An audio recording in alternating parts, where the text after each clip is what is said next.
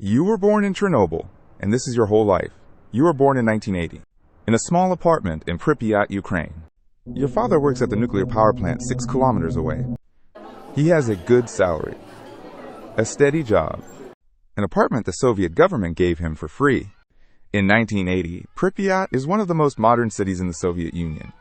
New buildings, a brand new amusement park under construction, a river, forests, clean air. 50,000 people live here. Everyone works at the plant or supports those who do. You grow up in a place people are proud to live. April 25th, 1986. You are 5 years old. You are asleep when it happens. At 1:23 in the morning, reactor number 4 explodes. Not like a bomb, like the sun opening up inside a building. The explosion is so powerful it blows the reactor roof, weighing 1,000 tons, straight into the air. You don't hear it. You are 5 years old, and you are sleeping. Your mother hears something. A distant sound she cannot name. She goes back to sleep. April 26th, 1986. Morning. You wake up and go outside to play. The sky is clear. The air smells slightly different. You don't notice. Nobody tells you anything. Not yet. In the Soviet Union, bad news travels slowly and quietly. Firefighters are already dying at the plant. They were called to put out what dispatchers described as a regular roof fire. They arrived without radiation protection. They touched the graphite from the reactor core with their bare hands. Some of them will be dead within weeks. You are playing outside while this is happening. Your mother calls you in for breakfast. Nothing seems wrong. April 27th, 1986. 2 p.m. buses arrive in Pripyat. 200 buses. An announcement plays on the radio. It says the evacuation is temporary. Take only what you need for 3 days. You will be back in 3 days. Your mother packs 1 bag. 3 days of clothes. Your favorite toy. Your father stays behind. He is needed at the plant. He says he will join you soon. You believe him. You get on a bus. You look out the window as Pripyat disappears behind you. You don't know you will never live there again. Nobody tells you, because nobody knows yet. The 3 days become weeks. The weeks become months. The months become years. Your father comes back changed. Thinner. Quieter. He doesn't talk about what he saw. He never talks about what he saw. You grow up in a temporary apartment in Kyiv, assigned to your family by the government. It doesn't feel like home. Nothing feels like home. 1990. You are 10 years old. The Soviet Union is cracking apart. Chernobyl is officially sealed, a 30-kilometer exclusion zone around the plant. No one is allowed to return. The zone is patrolled by soldiers. But some people go back anyway, mostly old women. They call them samosli, self-settlers. They walk past the checkpoints. They go back to their villages. They plant gardens. They feed chickens. They say they would rather die at home than live as refugees somewhere else. The soldiers look at these old women and mostly let them through. What are you going to do? Arrest a 75-year-old grandmother for going home? 1995. You are 15.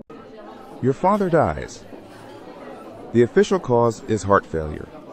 But everyone from Pripyat knows what heart failure means when it comes for the men who worked cleanup at the plant. You don't have a word for what you feel. Nobody around you has a word for it either. You all just keep going. 2000.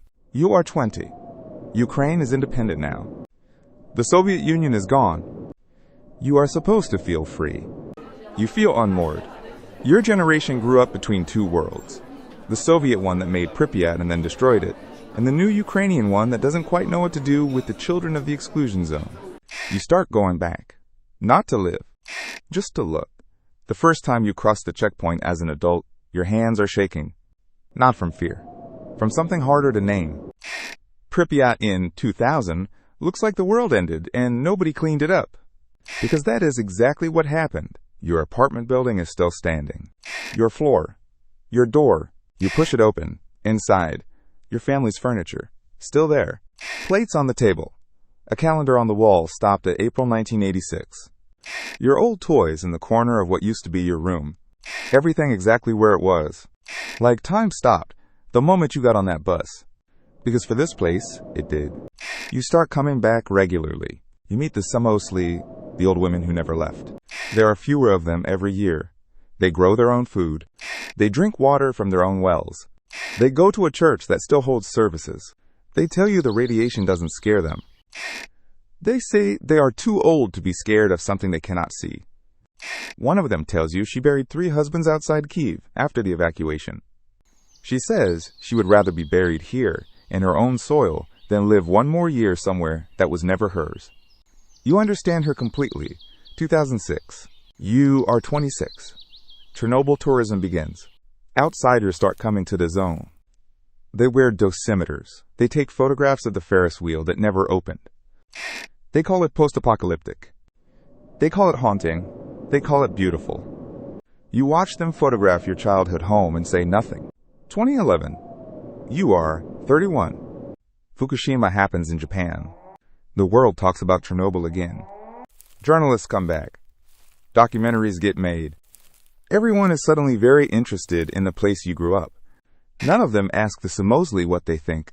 None of them ask you. 2019. You are 39. An HBO television series about Chernobyl becomes one of the most watched shows in the world. Tourists flood the exclusion zone. Instagram photos of Pripyat go viral. The Ferris wheel appears on thousands of screens. Millions of people watch dramatized versions of a disaster that killed your father and erased your childhood and left you stateless in your own country. They say it is the best television they have ever seen. You watch one episode, you turn it off. 2022. You are 42. Russian tanks enter Ukraine. On February 24th, Russian forces advanced through the Chernobyl exclusion zone toward Kyiv. They dig trenches in the Red Forest, the most contaminated soil on Earth. They kick up radioactive dust that has settled for 36 years. Soldiers dig foxholes in ground that glows on dosimeters. For 2 weeks, Russian forces occupy the Chernobyl plant. The workers who stayed to maintain the reactors are held at gunpoint. They work for a month without being allowed to leave, without rotation, without rest. The place that destroyed your childhood is now a battlefield. The Russians leave in March 2022. Some of their soldiers are hospitalized with radiation exposure after leaving the zone. The exclusion zone is heavily contaminated with landmines now. The Samosli who are still alive, there are very few left, shelter in their houses while the war moves around them. One of them, an 80-year-old woman, tells a journalist she is not afraid. She says she survived Chernobyl. She says she will survive this too. 2024. You are 44. You live in Kyiv now. You have a family. Children who have never seen Pripyat except in photographs. You take your oldest son to the exclusion zone once. You show him the apartment building, your floor, your door. He is quiet for a long time. Then he asks why you left your toys behind. You tell him you thought you were coming back. You tell him everyone thought they were coming back. He looks at the toys in the corner of your old room. He doesn't touch them, neither do you. You were born 6 kilometers from the most catastrophic nuclear accident in human history. 4 years before it happened. You had a home. You had a father. You had a city that people were proud to live in. In one night, all of it became a place the world now visits to take photographs. The last people who refuse to leave are dying one by one in houses surrounded by contaminated forest. The plant that killed your father is now a tourist attraction. Your childhood bedroom is a photograph on someone's Instagram. And the war that was supposed to have nothing to do with Chernobyl brought soldiers with guns into the most radioactive soil on Earth. You were born in Chernobyl. This is your whole life. And it is yours.